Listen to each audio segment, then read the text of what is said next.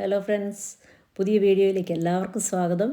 മഴയൊക്കെ ആയിട്ട് വെറുതെ വീട്ടിലിരിക്കുമ്പോൾ എന്തെങ്കിലും ഒരു സ്നാക്സ് ഒക്കെ ഉണ്ടാക്കി കഴിക്കാൻ തോന്നി. അങ്ങനെ അപ്പോൾ ഇന്ന് കുറച്ച് ഇഡലി മാവ് ബാക്കി വന്നു. അപ്പോൾ അതുകൊണ്ട് 2 ദിവസമായിട്ട് ഇഡലിയൊക്കെ ഉണ്ടാക്കി കഴിച്ചതാണ്. അപ്പോൾ അത് ഉപയോഗിച്ചിട്ട് ചെറിയ ഒരു സ്നാക്സ്, ഒരു ഉഴുന്നുവട. ഇനി അതിൻ്റെ രൂപവും ഭാവവും ഒക്കെ ഒന്ന് മാറ്റി നോക്കാം. അരിയും ഉഴുന്നും അരച്ചെടുത്ത ബാക്കി വന്ന മാവാണ്.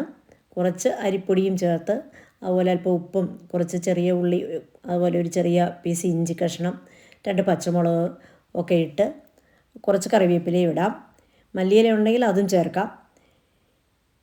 നമുക്ക് ഇഡലി മാവിലേക്ക് കുറേശ്ശെ അരിപ്പൊടി ഇട്ട് വേണം ഇളക്കാൻ. ഒരുമിച്ച് ചേർക്കണ്ട. ഞാൻ ഇത്രയും അരിമാവിന് ഒരു ചെറിയ ബൗള് അരിപ്പൊടി എടുത്തിട്ടുണ്ട്. അത് കുറേശ്ശെ ഇട്ട് കൊടുത്ത് നമുക്ക് ഇളക്കി കൊടുക്കാം. പിന്നെ വേണമെന്നുണ്ടെങ്കിൽ നമുക്ക് ആവശ്യത്തിന് ചേർത്ത് കൊടുത്താൽ മതി.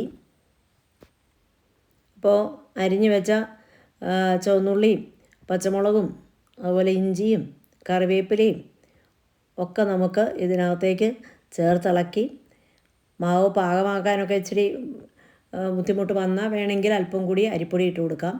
അരിപ്പൊടിക്ക് പകരമായിട്ട് നമുക്ക് റവ വേണമെങ്കിലും ഇട്ട് കൊടുക്കാവുന്നതാണ്. ഞാനിങ്ങനെ സാധാരണയായിട്ട് ഉണ്ടാക്കുമ്പോൾ റവയാണ് ചേർക്കാറുള്ളത്.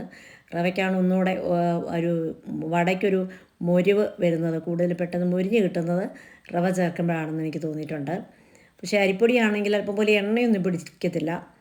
അപ്പോൾ റവയില്ലാത്തത് കൊണ്ടാണ് ഇന്ന് ഞാൻ അരിപ്പൊടി മാത്രമായിട്ട് ചേർത്തത്. അല്പം കുരുമുളക് പൊടി അത് ചതച്ചിട്ടാൽ മതി. നമുക്കത് വടയ്ക്കകത്ത് ഇടയ്ക്ക് കടിക്കുന്നത് നമുക്ക് നല്ല ടേസ്റ്റാണ്. ഇനി ഇത് നമുക്ക് നന്നായിട്ട് ഇളക്കി വടയുടെ പാകത്തിനാക്കി എടുക്കണം. നന്നായിട്ട് കുഴച്ചെടുത്തിട്ടുണ്ട്. ഇനി ഇഡലി മാവിൽ നമ്മൾ നേരത്തെ ഉണ്ടായിരുന്ന ആ വെള്ളം കൊണ്ട് തന്നെയാണ് നമ്മളിത് കുഴച്ചെടുത്തത്. പിന്നെ വേറെ വെള്ളമൊന്നും ചേർത്തിട്ടില്ല. എണ്ണയൊക്കെ നന്നായിട്ട് തിളച്ച് വന്നിട്ടുണ്ട്.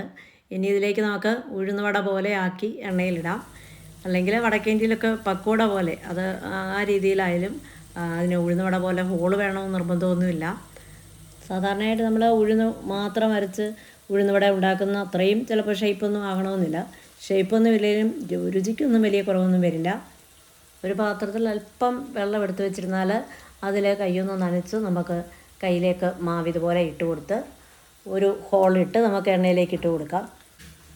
ഇതൊരു വശം നമുക്കൊന്ന് തിരിച്ചിട്ട് കൊടുക്കാം. വീഡിയോ കാണുന്നവർ വിചാരിക്കുന്നുണ്ടാവും ഞാൻ ഇടത് കൈ കൊണ്ടാണ് ഇതൊക്കെ ചെയ്യുന്നതെന്ന്.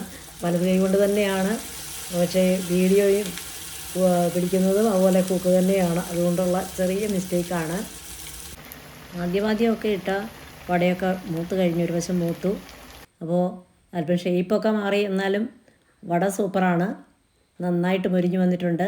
ഒരല്പം പോലും എണ്ണ പിടിച്ചില്ല. ചൂട് ചായയോടൊപ്പമോ കാപ്പിയോടൊപ്പമോ ഒക്കെ നമുക്ക് വൈകുന്നേരത്ത് ഇതുപോലെ ഒരു ചെറിയ പലഹാരം ഉണ്ടാക്കുന്നത് വളരെ എളുപ്പമാണ്. ഈ ട്രിക്കൊക്കെ മിക്കവാറും എല്ലാവർക്കും അറിയാവുന്നതാണ്, മിക്കവരും ഉണ്ടാക്കാറും ഉണ്ടെന്നറിയാം. അപ്പോൾ ഇത് ചെയ്യാത്തവർ ബാക്കി വരുന്ന മാവ് കൊണ്ട് ഇതുപോലെ ഒന്ന് ഉണ്ടാക്കി നോക്കുക. നമുക്ക് വളരെ ഇഷ്ടപ്പെടും. ഒരു നല്ല തേങ്ങ ചട്നിയും കൂടെ ഉണ്ടെങ്കിൽ നന്നായിരിക്കും. നമ്മൾ ഇഡലിക്കും ദോശയ്ക്കും ഒക്കെ ഉണ്ടാക്കുന്ന മാവ് ഒരു 2-3 ദിവസമൊക്കെ ആയിക്കഴിഞ്ഞാൽ മാവ് ഫ്രിഡ്ജിലിരുന്നാലും അതിനൊരു പിന്നീട് എടുത്തുണ്ടാക്കുമ്പോൾ അത്ര ടേസ്റ്റൊന്നും ഉണ്ടാവാറില്ല. അപ്പോൾ ഈ ചെറിയ വീഡിയോ ഇവിടെ വൈൻഡപ്പ് ചെയ്യുകയാണ്. വീഡിയോ ഇഷ്ടപ്പെട്ടാൽ ലൈക്ക് ചെയ്യാനും കമൻറ്റ് ചെയ്യാനും മറക്കരുത്. അടുത്ത വീഡിയോയിൽ കാണും വരെ എല്ലാവർക്കും നമസ്കാരം. Thanks for watching.